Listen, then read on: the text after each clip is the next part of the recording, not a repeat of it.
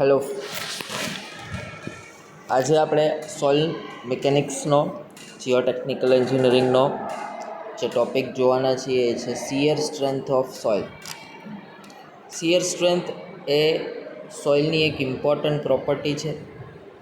જેમ concrete compressive સ્ટ્રેન્થમાં આપણે check કરીએ છીએ, સ્ટીલની ટેન્સાઇલ સ્ટ્રેન્થ ચેક કરીએ છીએ કારણ કે ટેન્શનમાં મજબૂત છે. એવી જ રીતના સોઇલ શિયરની અંદર મજબૂત છે, એટલા માટે એની શિયર સ્ટ્રેન્થ આપણે ચેક કરતા હોઈએ છીએ. એની શિયર સ્ટ્રેન્થ ઉપર ઘણી બધી વસ્તુ આપણે ડિઝાઇનની અંદર કન્સિડર કરતા હોઈએ છીએ. એટલે કોઈ પણ સોઇલની શિયર સ્ટ્રેન્થ ફાઇન્ડ કરવી એ બહુ ઇમ્પોર્ટન્ટ ટૉપિક છે. શિયર સ્ટ્રેન્થ ફાઇન્ડ કરવા માટે આપણી પાસે વેરિયસ ટેસ્ટિસ છે. એમાંથી જે બે મોસ્ટ કોમન ટેસ્ટ છે એના આપણે અહીંયા સમ આજે જોશું, જે જીટીયુની અંદર એક્ઝામમાં પૂછાતા હોય છે. એમાંથી પહેલો ટેસ્ટ છે એ છે ડાયરેક્ટ શિયર બોક્સ ટેસ્ટ, અથવા તો બોક્સ શિયર ટેસ્ટ અથવા ડાયરેક્ટ શિયર ટેસ્ટ, કે જે મોસ્ટ કોમનલી યુઝડ થતો શિયર સ્ટ્રેન્થ ચેક કરવા માટેનો ટેસ્ટ છે. તો મેઇનલી એની અંદર આપણને ટેસ્ટના રિઝલ્ટ પછી બે વસ્તુ મળતી હોય છે, એક નોર્મલ સ્ટ્રેસ અને બીજું શિયર સ્ટ્રેસ. અને બે વચ્ચે ગ્રાફ પ્લોટ કરી અને આપણે શિયર સ્ટ્રેન્થના પેરામીટર, જેને સી અને ફાઈ, એટલે કે સી એટલે કોહેઝન અને ફાઈ એટલે એંગલ ઓફ ઇન્ટરનલ ફ્રિક્શન, આ બે વસ્તુ આપણે એ ગ્રાફ ઉપરથી મેળવવાની હોય છે. તો અહીંયા તમે ડેટાની અંદર જોશો તો determine the shearing strength parameter, જો બે મેઇન વસ્તુ જે મેં તમને કીધી કે શિયર સ્ટ્રેન્થના પેરામીટર એટલે શું, તો કે સી અને ફાઈ. સી એટલે કોહેઝન અને ફાઈ એટલે એંગલ ઓફ ઇન્ટરનલ ફ્રિક્શન. એ બે વસ્તુ ફાઇન્ડ કરવાની છે from direct shear test result. જે મોસ્ટ કોમન ટેસ્ટ છે જે છે ડાયરેક્ટ શિયર ટેસ્ટ, જેના રિઝલ્ટ આપણે અહીંયા આપી દીધા છે. નાવ અહીંયા આપણે આપ્યું છે નોર્મલ સ્ટ્રેસ અને શિયર ફોર્સ આપ્યો છે. આપણે જે ગ્રાફની અંદર પ્લોટ કરશું એ normal stress versus shear stress plot કરશું. એટલે બંને વસ્તુ સ્ટ્રેસમાં હોવી જોઈએ. અહીંયા નોર્મલ સ્ટ્રેસ તો છે પણ શિયર સ્ટ્રેસ નથી આપેલો, એની બદલે શિયર ફોર્સ આપેલો છે. ઘણી વખત ડેટાની અંદર એવું બને કે નોર્મલ સ્ટ્રેસ પણ ના આપેલો હોય, નોર્મલ ફોર્સ અને શિયર ફોર્સ આપેલો હોય, તો બંનેને આપણે પહેલાં સ્ટ્રેસમાં કન્વર્ટ કરવા પડશે. અથવા એવું બને કે બંને સ્ટ્રેસમાં જ આપેલા હોય, નોર્મલ સ્ટ્રેસ અને શિયર સ્ટ્રેસ, તો આપણે કંઈ કન્વર્ટ કરવાની રિક્વાયરમેન્ટ નથી. બટ અહીંયા આપણે જોઈએ તો નોર્મલ સ્ટ્રેસ આપેલો છે અને શિયર ફોર્સ આપેલો છે કેજીની અંદર, તો આપણે પહેલાં એને ફોર્સને સ્ટ્રેસની અંદર કન્વર્ટ કરવો પડશે. તો ફોર્સ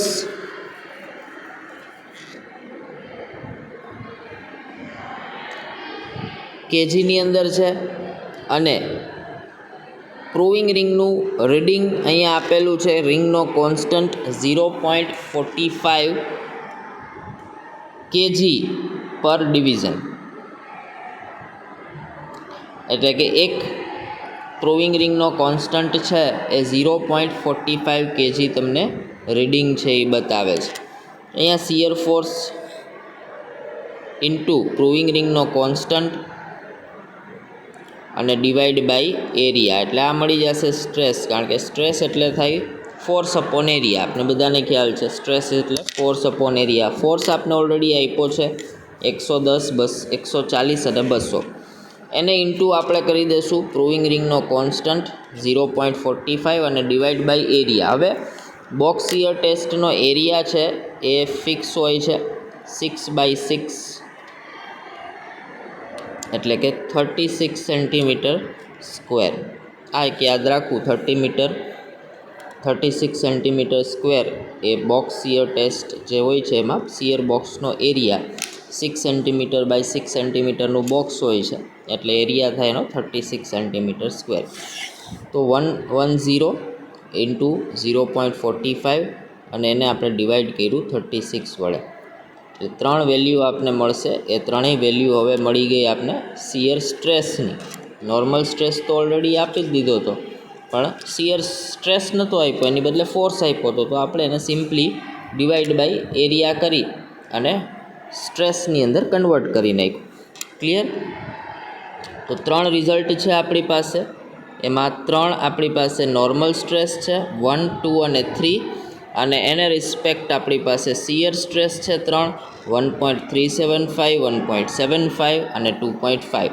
તો હવે સિમ્પલી આપણે ગ્રાફ પ્લોટ કરશું નોર્મલ સ્ટ્રેસ વર્સિસ શિયર સ્ટ્રેસનો. બહુ ઇઝી ગ્રાફ છે અને 7 માર્કની અંદર આપણે આ સમ છે એ પૂછાય તો ઇઝીલી આપણે કવર કરી શકીએ. બીજી વસ્તુ અહીં એક પૂછી છે કે what would be shear strength at normal stress of 10 kg/cm², કે 10 kg/cm² જેટલો નોર્મલ સ્ટ્રેસ જો આપણે લગાડીએ તો શિયર સ્ટ્રેન્થ સોઇલની કેટલી થશે એ આપણે લાસ્ટમાં તમને સમજાવીશ કેવી રીતે ફાઇન્ડ આઉટ કરવું પડે. પહેલાં આપણું છે શિયર સ્ટ્રેન્થના પેરામીટર ગોતવા, એટલે કે સી અને ફાઈની વેલ્યુ ગોતવી, જે આપણે ગ્રાફની અંદરથી મળશે. અહીંયા તમે ગ્રાફ જોઈ શકો છો, જે છે નોર્મલ સ્ટ્રેસ એક્સ એક્સિસ ઉપર આવશે અને શિયર સ્ટ્રેસ વાય એક્સિસ ઉપર આવશે. નોર્મલ સ્ટ્રેસ સિગ્માથી આપણે ડિનોટ કરીએ છીએ અને શિયર સ્ટ્રેસ છે એને ગેમાથી ડિનોટ કરીએ છીએ. બંનેના યુનિટ સેમ છે, kg/cm². હવે જે આપણો પોઈન્ટ હતો એ પોઈન્ટ પ્રમાણે 3 પોઈન્ટ મળશે. નોર્મલ સ્ટ્રેસ 1, નોર્મલ સ્ટ્રેસ 2 અને નોર્મલ સ્ટ્રેસ 3. એના રિસ્પેક્ટમાં જે પણ આપણે કેલ્ક્યુલેશન કર્યું અને જે 3 શિયર સ્ટ્રેસ આવ્યા 1.375, 1.75 અને 2.5, એ આપણે અહીંયા મૂકશું. પહેલું 1.3 હતું તો એ 1થી થોડુંક ઉપર આવશે, બીજું 1.75 હતું 2થી નીચે આવશે, અને ત્રીજું 2.5 હતું. તો એ 3 પોઈન્ટ આપણે આવી રીતના અહીંયા મળ્યા. એ ત્રણેયને જોઈન્ટ કરતી આપણે એક લાઇન ડ્રો કરશું, જે અહીંયા તમને દેખાય છે. ઓકે, હવે એ લાઇન જે પોઈન્ટ ઉપર ટચ કરે છે, અહીંયા તમે જોશો 1થી થોડુંક નીચે ટચ કર્યું, તો આ જે વેલ્યુ છે જ્યાં આપણી લાઇન ટચ કરી ત્યાંથી લઈ અને 0 સુધીના જે ડિસ્ટન્સ છે એને કહેવાય સી. અને એ લાઇન જે હોરિઝોન્ટલ સાથે એંગલ બનાવે છે એ એંગલને કહેવાય ફાઈ. હવે એંગલ તમે ડાયરેક્ટલી એંગલ મેઝરમેન્ટના ઇક્વિપમેન્ટથી મેઝર પણ કરી શકો, જે આપણી પાસે રાઉન્ડર હોય જ કંપાસની અંદર, તો એનાથી તમે સિમ્પલી મેઝર પણ કરી શકો. અથવા તો તમે આ ઇક્વેશનથી ઇક્વેશન tan θ એટલે આપણે ખ્યાલ છે કે સામેની બાજુ છેદમાં પાસેની બાજુ. તો આ tan θ માટે સામેની બાજુ થઈ 0.475 અને પાસેની બાજુ છે આ 1, તો 0.475 ડિવાઈડ બાય 1 એટલે ફાઈની વેલ્યુ મળી ગઈ તમને. તો સી અને ફાઈ જે આપણા શિયર સ્ટ્રેન્થના પેરામીટર હતા એ આ ઇઝીલી આપણે 3 પોઈન્ટ આપણે ગ્રાફની અંદર મૂકી અને ગોતી શકીએ. ગ્રાફ ઉપરથી લખી નાખવાનું, નીચે સીની વેલ્યુ આટલી 0.9 અને ફાઈની વેલ્યુ 25.40 ડિગ્રી.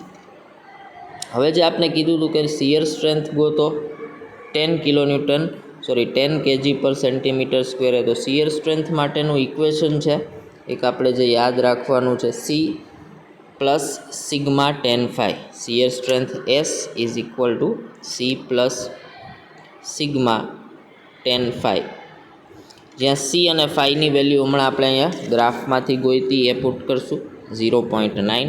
સિગ્મા ઓલરેડી આપણે કીધું છે કે 10 kg/cm² તમારે શિયર સ્ટ્રેન્થ ગોતવાની છે, એટલે ત્યાં આપણે 10 મૂક્યું. અને tan phi વેલ્યુ પણ ગ્રાફમાંથી મળી 25.40 ડિગ્રી. તો એ ઇક્વેશનને આપણે કેલ્ક્યુલેટ કરશું એટલે આન્સર આવશે 5.65 kg/cm², જે શિયર સ્ટ્રેન્થ છે એ મળી છે. ક્લિયર?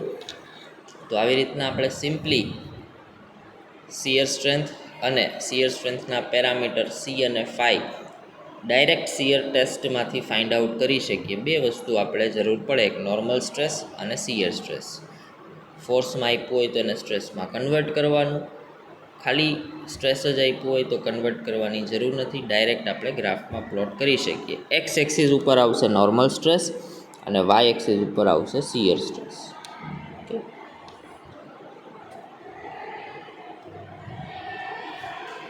બીજો જે સમ છે એ બીજી ટેસ્ટનો છે, જે ટેસ્ટનું નામ છે ટ્રાયએક્શિયલ ટેસ્ટ. તો ટ્રાયએક્શિયલ ટેસ્ટમાંથી આપણે કેવી રીતના શિયર સ્ટ્રેન્થના પેરામીટર ગોતશું સી અને ફાઈ. તો એના માટે આપણી પાસે બે પ્રેશર આપને આપેલા હશે, એક સેલ પ્રેશર અને બીજું deviator stress. Cell pressure sigma C અને ડેવિએટર સ્ટ્રેસ સિગ્મા ડી. તો અહીંયા પણ 3 સેમ્પલ છે. એમાં સેલ પ્રેશર છે 100, 200, 300 અને ડેવિએટર સ્ટ્રેસ છે 65, 132 અને 200. તો ડિટરમાઇન શિયર સ્ટ્રેન્થ પેરામીટર, અને જે આપણો આન્સર છે ગ્રાફિકલી ચેક કરવાનો છે. એટલે કે બે રીતના આપણે કરશું, પહેલાં એનાલિટિકલી સી અને ફાઈ ગોતશું અને પછી ગ્રાફિકલી એ આપણો જે સી અને ફાઈ આવ્યો છે એને આપણે ચેક કરશું. સૌથી પહેલાં આપણે કહું ટેબલ એનાલિટિકલી લખી અને બનાવશું, જેમાં સિગ્મા 3 જે સેલ પ્રેશર અથવા સિગ્મા સી પણ કહી શકીએ આપણે, જે ઓલરેડી ડેટામાં આપી દીધું છે આપણે. બીજું જે ટેબલ છે, કોલમ છે ડેવિએટર સ્ટ્રેસ, જે પણ આપણે ડેટાની અંદર આપી દીધું છે. હવે ત્રીજું કોલમ જે બનશે એ ટોટલ વર્ટિકલ સ્ટ્રેસ એટલે કે સિગ્મા 1 બનશે, જે આ બેયને સિમ્પલી એડ કરી દેવાના. 100 પ્લસ 65, 200 પ્લસ 132 અને 300 પ્લસ 200 એટલે 165, 332 અને 500. તો આ આપણું થશે સિગ્મા 3 જે સેલ પ્રેશર છે એ, અને જે બેયનું સમેશન કરશું એ થશે આપણું સિગ્મા 1. આ બેયનો યુઝ કરી અને આપણે ઇક્વેશન એક યાદ રાખવાનું છે, sigma 1 is equal to sigma 3 ten square alpha plus 2c tan alpha. હવે અહીંયા આપણી પાસે સિગ્મા 1 અને સિગ્મા 3 છે, પણ આલ્ફા અને સીની વેલ્યુ નથી, એટલે બે વેલ્યુ અનનોન છે, આલ્ફા અને સી. તો એના માટે બે વેલ્યુ અનનોન હોય તો બે ઇક્વેશનની જરૂર પડે તમારે એ બે વેલ્યુને સોલ્વ કરવા માટે. એટલે 3માંથી કોઈ પણ બે આપણે ઇક્વેશન્સ છે એ બનાવશું, સિગ્મા 1ની વેલ્યુ અને સિગ્મા 3ની વેલ્યુ મૂકીને. તો અહીંયા આપણે પહેલું અને બીજું ઇક્વેશન, બીજું અને પહેલું આ બે ટેસ્ટ છે એના રિઝલ્ટથી આપણે બે ઇક્વેશન બનાવશું. પહેલું ઇક્વેશન બનશે સિગ્મા 1 છે પહેલાં માટે 165 અને સિગ્મા 3 છે 100. તો 165 is equal to 100 tan square alpha plus 2c tan alpha. Second માટે સિગ્મા 1 છે 332 અને સિગ્મા 3 છે 200. તો is equal to 200. Sigma 1 sigma 3ની વેલ્યુ જસ્ટ મૂકી છે આપણે ઇક્વેશનની અંદર. હવે સોલ્વિંગ ઇક્વેશન 1 અને 2, કોઈ પણ એક ઇક્વેશનને જે નાની વેલ્યુ છે એને આપણે માઇનસ કરી દઈશું. જેમ કે અહીંયા 165 વાળી છે, તો એને આપણે માઇનસ કરશું એટલે આ 2c tan alpha 2c tan alpha cancel થઈ જશે.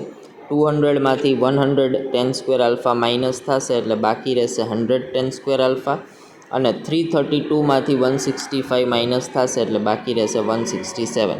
તો 100 tan square alpha is equal two 167. 100 છે એ 167ની ડિવાઈડમાં જશે, કારણ કે અહીંયા મલ્ટિપ્લિકેશનમાં છે ટેન સ્ક્વેર સાથે, એટલે ten square alpha is equal two થઈ ગયું, આ 100 છે અહીંયા નહીં આવે, બાય મિસ્ટેક આવી ગયું છે. Ten square alpha is equal two 1.67.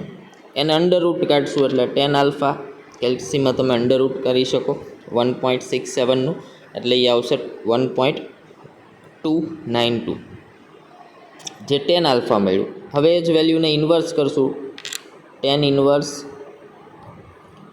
1.292 એટલે આલ્ફાની વેલ્યુ મળશે 52.26. આપણે આલ્ફાની વેલ્યુ નથી જોતી, આપણે જોઈએ છે ફાઈની વેલ્યુ. તો આલ્ફામાંથી આપણે ફાઈ ઇઝીલી મળી જાય. Alpha is equal two 45 plus 5/2. તો આલ્ફાની વેલ્યુ એમાં મૂકશું 52.26 is equal two 45 degree plus 5/2. 45 આ બાજુ આવશે એટલે માઇનસ થશે, એટલે 52.26 માઇનસ 45, અને આ 2 અહીંયા ડિવાઈડમાં છે, આ બાજુ જશે એટલે મલ્ટીપ્લાય થશે, એટલે સોલ્વ કરશું એટલે ફાઈની વેલ્યુ મળશે 14.52. હવે આલ્ફાની વેલ્યુ કોઈ પણ એક ઇક્વેશનમાં એટલે કે પહેલાં ઇક્વેશનમાં આપણે મૂકી દઈએ આલ્ફાની વેલ્યુ. એટલે હવે 165 = 100 10² આલ્ફાની વેલ્યુ મૂકી પ્લસ 2c 10 આલ્ફાની વેલ્યુ મૂકી. એ વેલ્યુને કેલ્સીની અંદર કન્સિડર કરી અને સોલ્વ કરશું. એટલે હવે ખાલી એક જ અનનોન વધશે c. તો આમાંથી c આ જે 166 છે એ આ બાજુ આવશે એટલે માઇનસ થશે, અને અહીંયા જે મલ્ટિપ્લિકેશનમાં છે એ આ બાજુ આવશે એટલે ડિવાઈડ થશે. આ સિમ્પલ મેથ્સનો ફિનોમિના છે, આપને ખ્યાલ હોય. એટલે સીની વેલ્યુ એવી -0.743 માઇનસ આવે એટલે આપણે અરાઉન્ડ 0 છે એ કન્સિડર કરી લેવાની. એટલે સી આવ્યું 0 અને ફાઈની વેલ્યુ આવી 14.52. હવે સેમ વસ્તુ છે ને આપણે ગ્રાફિકલી ચેક કરશું. ગ્રાફ કેમ બનાવવાની અંદર જ્યારે ટ્રાયેક્સિયલ ટેસ્ટ હોય ત્યારે, તો જે σ3 હતો આપણો એ આપણા સર્કલનો પહેલો પોઈન્ટ થશે σ3, અને σ1 છે એ આપણા સર્કલનો એન્ડ પોઈન્ટ થશે. હવે આપણા સર્કલ પહેલાં રિઝલ્ટની વાત કરીએ તો σ1 છે 100, સોરી σ3 છે 100 અને σ1 છે 165. તો સર્કલનો પહેલો પોઈન્ટ આવશે 100 અને બીજો પોઈન્ટ આવશે 165. હવે 165માંથી 100 માઇનસ કરીએ એટલે 65 વધે. તો આનો ડાયામીટર સર્કલનો 65 થશે, બરાબર. ડિવાઈડ બાય 2 કરીએ 65ને એટલે એટલી રેડિયસ મળી ગઈ. એટલા આગળના ડિસ્ટન્સે આપણે પોઈન્ટ માર્ક કરી અને ત્યાં આપણે પોઈન્ટ રાખી અને આટલી રેડિયસની આર્ક મારી દઈશું. સેમ બીજા માટે સર્કલનો પહેલો પોઈન્ટ છે σ3 જે આપણે 200 આપેલું છે, અને સર્કલનો બીજો પોઈન્ટ જે 332 છે. બે વચ્ચેનું ડિસ્ટન્સ કાઢી લેવાનું, 332 માઇનસ 200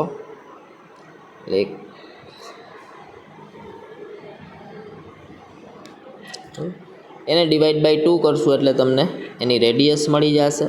પછી આટલું ડિસ્ટન્સ લઈ પોઈન્ટ રાખી અને સિમ્પલી આર્ક મારી દેવાની. ત્રીજા માટે સર્કલનો પહેલો પોઈન્ટ σ3 300 આપેલું છે અને σ1 આવ્યું હતું 500.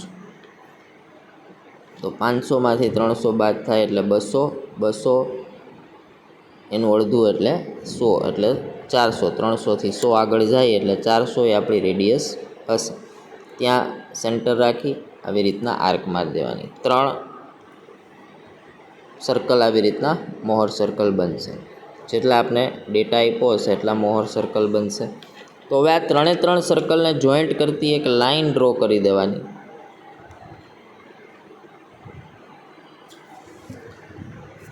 અહીંયા પોઈન્ટ આપણી જ્યાં ટચ થાય એ વેલ્યુ સીની હશે, તો અહીંયા આપણે 0 જ ટચ થાય છે એટલે સીની વેલ્યુ 0. જો ક્યાંય ઉપર ટચ થતું હોય તો એ સીની એઝ ઇટ ઇઝ વેલ્યુ લેવાની. ફોર એક્ઝામ્પલ અહીંયા ટચ થતું હોય તો આ જે 80 90 જેવી વેલ્યુઝ આવી એ સીની વેલ્યુ 0થી કન્સિડર કરશું. તો હવે અહીંયા ફાઈની વેલ્યુ આ એંગલ મેઝર કરી લેવાનો એટલે ફાઈની વેલ્યુ મળી જશે જે 14.5 આવી. તો આ બે એનાલિટિકલી અને ગ્રાફિકલી આપણે જોશું તો આ પણ 14.5 આવી અને સીની વેલ્યુ 0 આવી. સેમ અહીંયા પણ સીની વેલ્યુ 0 અને ફાઈની વેલ્યુ 14.5 આવી. તો બે ગ્રાફિકલી અને એનાલિટિકલી આપણે આન્સર છે એ સેમ આવ્યા છે, અને દરેક સમની અંદર આવી રીતના તમારા ગ્રાફિકલી અને એનાલિટિકલીના જે આન્સર છે એ બંને મેચ થતા હશે. એનો મતલબ તમારો જે સમ છે કેલ્ક્યુલેશન છે એ ઓકે છે, રાઈટ. તો મેજોરિટી આ બે ટેસ્ટ અથવા તો આ બે ટેસ્ટના સમ જે અહીંયા આપણે શીખા એ જીટીયુની એક્ઝામમાં પૂછાતા હોય છે. ડાયરેક્ટ શિયર ટેસ્ટ, બીજું નામ છે એનું બોક્સ શિયર ટેસ્ટ, અને ટ્રાયેક્સિયલ શિયર ટેસ્ટ. મેજોરિટી એમાં સમ ટ્રાયેક્સિયલ ટેસ્ટના પૂછાતા હોય છે. ઘણી વખત બોક્સ શિયર ટેસ્ટના પણ સમ જીટીયુની અંદર આગળ પૂછાણા છે. અને થિયરી વાઇઝ પણ બંને થિયરી આગળના પેપર્સની અંદર પૂછાઈ ગઈ છે. એટલે બંને થિયરી અને એને લગતા જે પણ સમ છે એ આપણે વ્યવસ્થિત કરી લઈએ તો આપણે ઇઝીલી એમાંથી 7 માર્ક જેવું કવર થઈ જશે. ઓકે, વિડીયો ગમ્યો હોય તો લાઇક, શેર અને ચેનલને સબસ્ક્રાઈબ કરી દેજો. Thank you.